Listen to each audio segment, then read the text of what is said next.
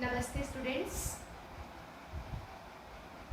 स्वागत है एक बार फिर इस वीडियो के माध्यम से कक्षा 10वीं की संस्कृत व्याकरण की एक और बहुत मुख्य बिंदु समास के साथ, जहां इससे पहले वीडियो में हमने सिलेबस या पाठ्यक्रम में लगे हुए मुख्य 2 समासों को पढ़ा था, वहीं आज हम विभक्ति तत्पुरुष समास की बात करेंगे। जी हाँ, उम्मीद है आप सभी अब तक की सभी वीडियो को ध्यानपूर्वक देखकर उनसे लाभान्वित हुए होंगे और आपने अपने विषय पर अपनी अच्छी पकड़ बना ली होगी। बच्चों, ध्यान रहे, संस्कृत लॉजिकल होने के साथ साथ अपने हर टॉपिक में, कोई भी भाषा अपने हर टॉपिक में दूसरे टॉपिक से कनेक्ट होती है। इसीलिए किसी भी विषय को पढ़ने के बाद उसको ना भूलने की आदत डालें, क्योंकि हमें हर टॉपिक को अगले टॉपिक के साथ कनेक्ट करना है।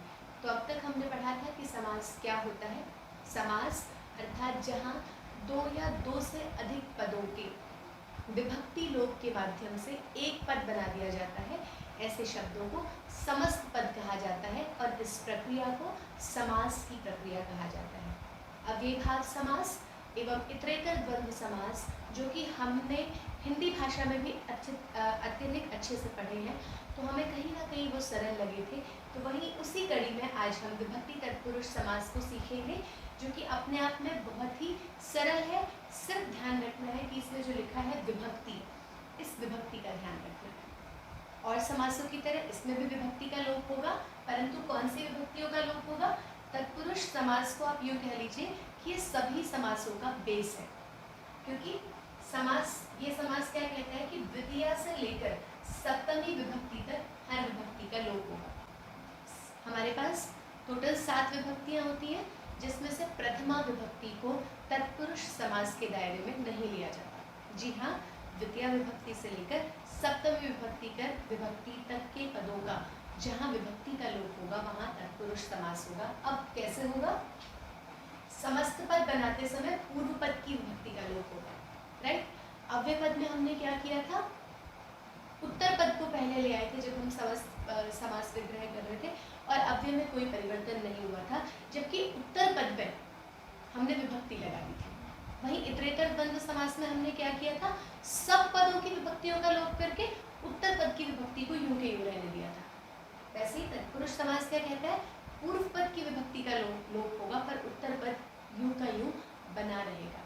ठीक है, एक बात हम ध्यान रखेंगे, तत्पुरुष नाम से ही क्या कह रहा है? वो तत् माने वह, पुरुष माने पुरुष, वह पुरुष प्रधान होता है। तत्पुरुष में अर्थात उत्तर पद प्रधान होता है, इसीलिए हम पूर्व पद की विभक्ति का लोप करते हैं, उत्तर पद का नहीं करते। जैसे हम अव्यय भाव समास में मात्र अव्यय के साथ कोई छेड़खानी नहीं करते, क्योंकि वहाँ पर अव्यय प्रधान होता है। इतरेतर द्वंद्व में हम अंतिम पद में विभक्ति और लिंग वचन लगाते हैं और बाकी सबका विभक्तियों का लोप कर देते हैं, क्योंकि वहाँ दोनों पद प्रधान होते हैं।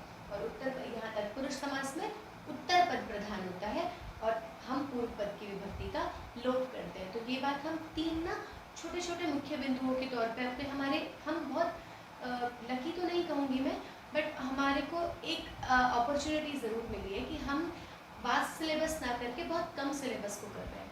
तो इसमें तो आपकी जिम्मेदारी बन जाती है कि इतने कम सिलेबस में तो एक छोटी सी भी बात आप न छोड़ें जो कि आपकी नॉलेज से बाहर हो। ठीक है, तो हम तत्पुरुष समास में उत्तर पद प्रधान होता है, वहाँ पर द्वितीय से लेकर सप्तमी विभक्ति का लोप होता है और समस्त पद बनाते समय पूर्व पद की विभक्ति का लोप होता है, लेकिन उत्तर पद यूं का यूं बना रहता है। अब एग्जाम्पल देखेंगे, उदाहरणानि। शरणम आगतः, हमको समझ आ गया होगा, तो हमें क्या करना है? पूर्व पद की विभक्ति का लोप करना है। तो हमें इसका मतलब है मूल शब्दों की अच्छी खासी नॉलेज होनी चाहिए, वर्तनी का ज्ञान हमें होना चाहिए, व्याकरण के शब्दों का ज्ञान होना चाहिए कि मूल शब्द या मूल धातु क्या है। तो शरणम, इसमें मूल शब्द क्या है? जी हाँ, आपने सही पहचाना, शरण। इसकी विभक्ति का लोप कर दिया, शरण प्लस आगतः बना, तो हमने न और आ को, अब संधि का नियम भी मैंने क्या कहा था? 2 टॉपिक्स आपस में कनेक्टेड है, संधि का नियम घटित हो गया, तो हमने इसको दीर्घ संधि कर ली और बना दिया शरणागतः। तो ये कौन सा समास का उदाहरण हो गया? जिस विभक्ति का लोप हुआ उस समास का उदाहरण। तो आप लिख देंगे द्वितीय तत्पुरुष समास। जी हाँ, अब हम चलते हैं अगले उदाहरण पे। पित्रा समम शब्द रूप जरूर याद रखेंगे क्योंकि शब्द रूप हमारा बेस है। कभी भी मत सोचिए कि हम शब्द रूप हमारे सिलेबस में नहीं है तो नहीं करने। शब्द रूप तो हर चीज़ का बेस है। आप प्रश्न निर्माण करेंगे तो भी आपको शब्द रूपों की आवश्यकता है। आप समास करेंगे तब भी आपको शब्द रूपों की आवश्यकता है। आप चित्र वर्णन करेंगे, कोई भी टॉपिक करेंगे, शब्द रूप तो करेंगे। धातु रूप और शब्द रूप ये बेस है। जैसे अंग्रेजी में हम ABCD को नहीं छोड़ सकते, हिंदी में हम अ आ इ ई को नहीं छोड़ सकते, संस्कृत में हम शब्द रूप और धातु रूप को कतई नहीं छोड़ सकते। ठीक है, अब आते हैं पित्रा समम। शब्द देखिए, पित्रा तृतीया विभक्ति है। अगर आपको पितृ शब्द के शब्द रूप याद है तो आप समझ जाएंगे कि ये तृतीया विभक्ति है। पितृ समम अर्थात पिता के समान। और ये क्यों है? अब देखिए, आप ये देखिए, कारक हमने देखा तो इसमें के शब्द आया, तो के तो षष्ठी विभक्ति का होता है, परंतु यहाँ तृतीया विभक्ति क्यों है? शरण में आगत में शरण में आया सप्तमी का था, फिर हमने द्वितीया क्यों लगाई? क्योंकि संस्कृत के अपने कुछ नियम है। आने के लिए हमेशा द्वितीया विभक्ति यूज होती है। जब आप उपपद विभक्ति पढ़ेंगे आप समझ जाएंगे। और साथ के योग में हमेशा तृतीया विभक्ति यूज होती है, इसीलिए यहाँ पर तृतीया आई। पिता के समान, ठीक है, पिता के साथ या पिता के समान जो भी शब्द होगा वहाँ तृतीया विभक्ति आएगी। तो हम इसका मूल शब्द याद रखेंगे। पित्रा का क्या था? पितृ, तो बन गया पितृ समम। ठीक है, मूल शब्द लगा दिया और द्वितीय पद को उत्तर पद को यूं का यूं लिख दिया। अब विद्या समम, विद्या के समान, फिर से सम है तो समर्थ में तृतीया विभक्ति होगी। इन चीजों को लिख लीजिए। तो विद्या समम ये हो गया तृतीय तत्पुरुष के 2 उदाहरण। उसके बाद आता है पंचमी तत्पुरुष मैंने लिखा है वृक्षात् पतितः। अपादान अर्थ में हमेशा हमें पंचमी विभक्ति आती है, हिंदी में भी और संस्कृत में भी। वृक्ष से गिरने में, वृक्ष से गिरा, वृक्ष से अलग हो गया अर्थात पंचमी विभक्ति। तो वृक्ष पतितः विभक्ति हटा दी तो ये बन गया पंचमी तत्पुरुष समास। अब आता है यूथस्य पति। यूथ किसको कहते हैं? इंग्लिश वाले यूथ का अर्थ क्या होता है? जनरेशन ना, जब आप एक यंग लोगों को यूथ कहते हैं। और यूथ यहाँ पर क्या है? एक दल, समूह। यूथस्य पति, यूथ का पति, समूह का नेता। तो यहाँ पर का है तो षष्ठी विभक्ति आ गई। षष्ठी विभक्ति का लोप किया तो बन गया यूथपति। ये षष्ठी तत्पुरुष समास का उदाहरण है। उसके बाद आता है दानाय शाला। जब भी दान की बात चलेगी या संस्कृत में भी हिंदी में भी हम करते हैं विद्या के लिए आलय, पाप के लिए शाला। तो जब भी किसी घर के बारे में बात करते हैं तो चतुर्थी विभक्ति आती है। तो दानाय शाला, दानशाला। बहुत सारे शब्द तो आपको सिमिलर मिलेंगे हिंदी में भी और संस्कृत में भी, तो घबराना नहीं है। ये चतुर्थी तत्पुरुष समास का उदाहरण हो गया। उसके बाद आ गया शास्त्रे निपुणः। याद रखेंगे, जब भी किसी चीज में पांडित्य की बात की जाएगी, पांडित्य अर्थात परफेक्शन की, निपुणता की, किसी कला में निपुण होना। अब इनके पर्यायवाची याद कर लो निपुण के। निपुणता, पांडित्य, प्रवीण, कुशल, इन सारे शब्दों में अगर हम किसी का बता रहे हैं कि वो इस चीज में कुशल है तो इससे पहले वाले शब्द में हम सप्तमी विभक्ति लगाएंगे। शास्त्रे निपुणः, शास्त्र निपुणः। अब देखिए मैंने निपुणः लिखा है यहाँ पर बहुवचन, आपको बताने के लिए कि अब उत्तर पद का बहुवचन या वचन यूज कतई भी उसमें फर्क नहीं आएगा, वो सेम रहेगा। तो शास्त्र निपुणः ये बन गया। शास्त्र में बहुत सारे लोगों की बात कर रहे हैं, वो सब शास्त्र में निपुण है, तो ये विशेषण का शब्द बन गया। एक और उदाहरण मैंने जान के लिखा है मदेन उद्धता, कि हम संधि करना नहीं भूलेंगे। मद से उद्धत। अब अगर आपको कोई बुरी आदत लगी है या आपके शरीर में कोई दोष है तो ये दोनों आपके अंदर निहित हैं। तो यहाँ पर जब भी किसी शरीर के दोष की बात चलेगी या फिर किसी बुरी आदत की बात चलेगी तो वहाँ पर तृतीया विभक्ति आएगी। ठीक है, तो मद से उद्धत अर्थात वो तो मद में ही रहता है। मद कहते हैं नशे को, नशे में रहता है वो।